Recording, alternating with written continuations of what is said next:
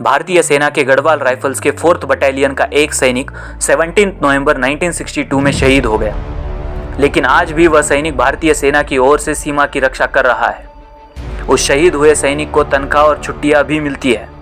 रोज सुबह 4:30 बजे चाय दी जाती है और नाश्ता खाना भी दिया जाता है। इतना ही नहीं तो उन्हें प्रमोशंस भी दिए जाते हैं। जब वो शहीद हुए थे तब वो राइफलमैन थे और आज वो प्रमोशंस पाकर मेजर जनरल बन गए हैं।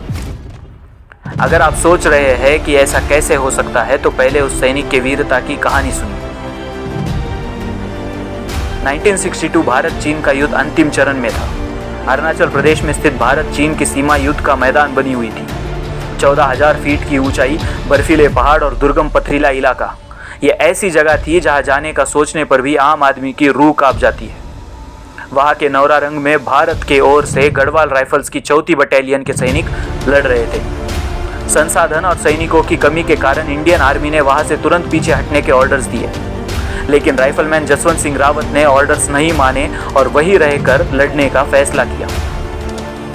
भारत के चंद सैनिक चीनी सेना के पूरे बटालियन के साथ अब भिड़ चुके थे।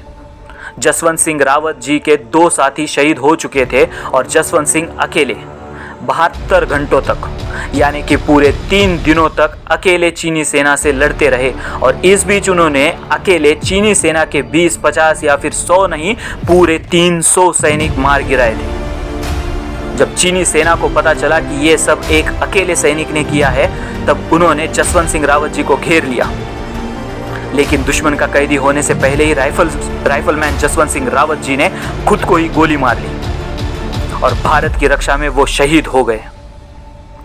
चीनी सेना उनका सर काट कर ले गई, लेकिन युद्ध के समाप्त होने पर चीनी सेना ने उनका सर पूरे सम्मान के साथ लौटाया था।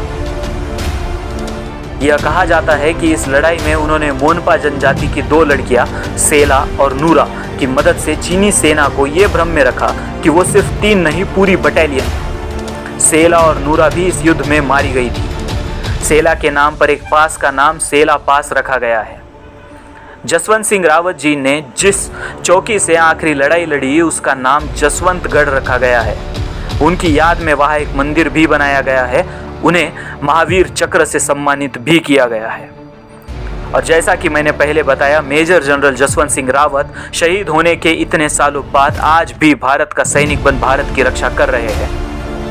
अगर आपको ये सच्ची कहानी पसंद आई हो तो लाइक कीजिए, चैनल पे नए हो तो सब्सक्राइब कीजिए, कमेंट कीजिए, बताएं आपको शौर्य गाथा कैसी लगी। भारत के सभी सैनिकों को मेरा शत शत नमन। जय हिंद।